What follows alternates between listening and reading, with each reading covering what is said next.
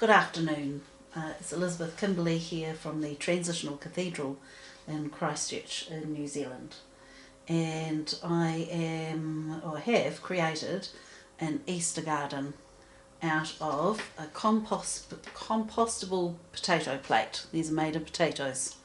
One child asked me once, do you think I could eat it? And I really recommend that you don't. It's very gluey, a little bit horrible because they tried it. But if you put it in your compost bin when you're finished, it will be fine.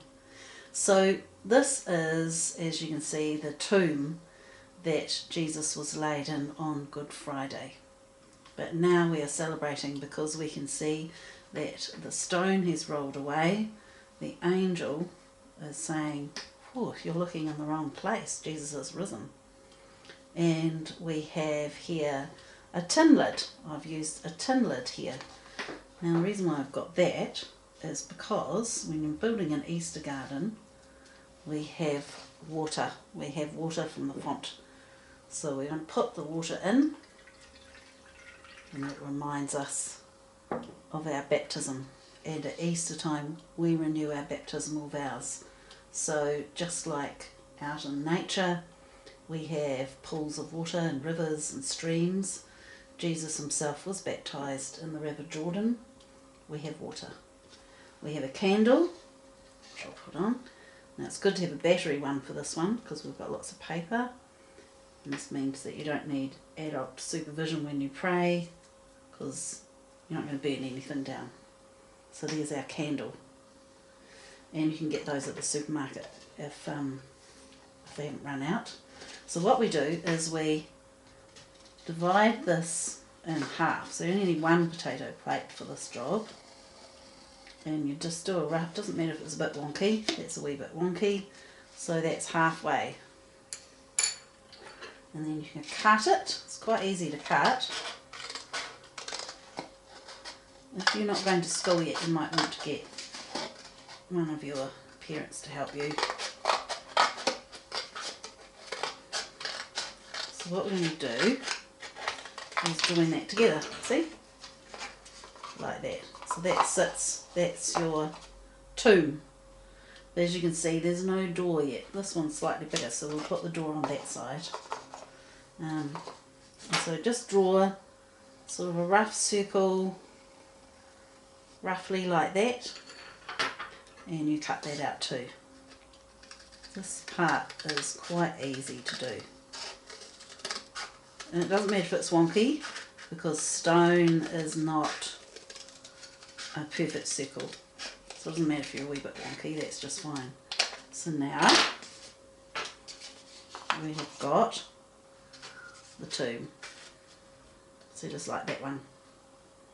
And what you do is, whether you've got glue, so I used a glue gun. I quite like these instruments, but children, you can't use these without an adult. You can get burnt and you can ruin your furniture. So you can use that, but perhaps you have in your craft kit some glue. So you can use that. It just means that you have to wait a little bit longer for it to dry. So if you want to build it tomorrow, Good Friday, ready for Easter, that would be good. So what you do is put a bit of protective paper on the table or a special cloth, and you just put the glue around like that. This one isn't wanting to come out because it's all got gunged up. Should have got that sorted before, shouldn't I? Yeah, anyway, that's the idea. So you go around like that, and then you glue it. Now if you need it to sit like that, I use pegs like that. So you might need 3 pegs for that. And then you leave it for about 12 hours or so.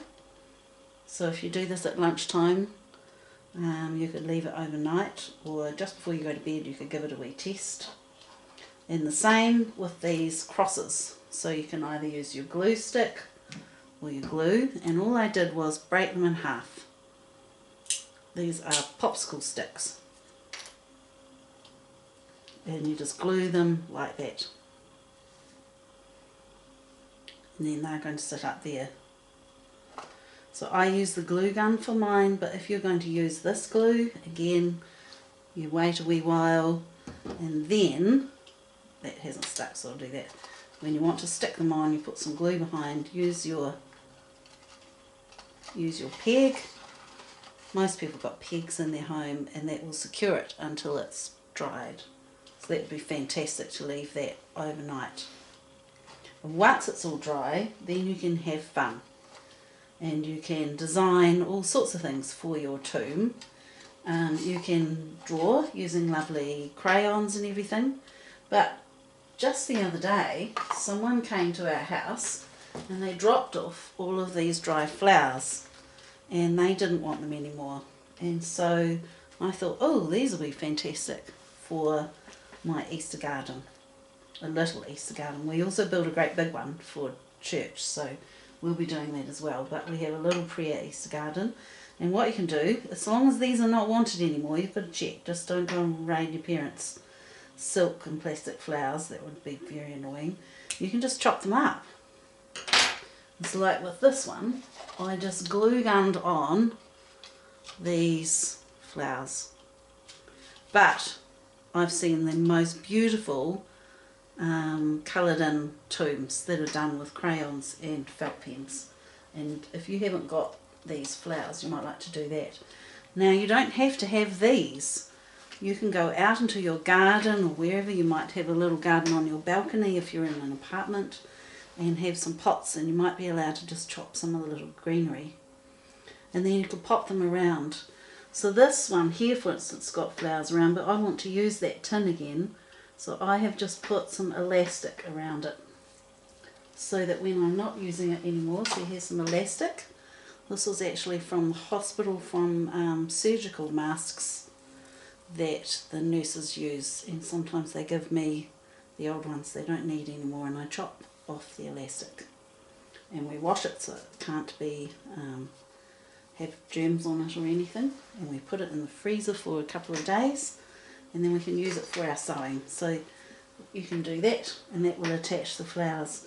And then you've got your stone, so you just make it so it can roll away.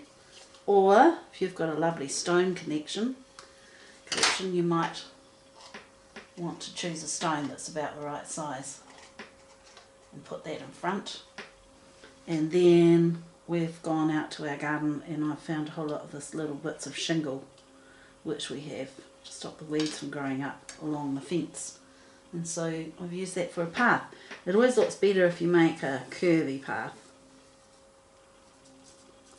and make it get bigger at this end. So it's quite good for perspective. It makes it look as if there's quite a long journey. So that's everything that you need, and you can be creative. And if you want to send to the cathedral photos, I would love to see them. Perhaps we could post them. Some people make a post and so others can see them. Some people sent their palm crosses they've been making, and they're just beautiful. So if you haven't seen that, you might like to go and have a look. But that is your Easter garden, and I hope that you have a wonderful Easter. God bless.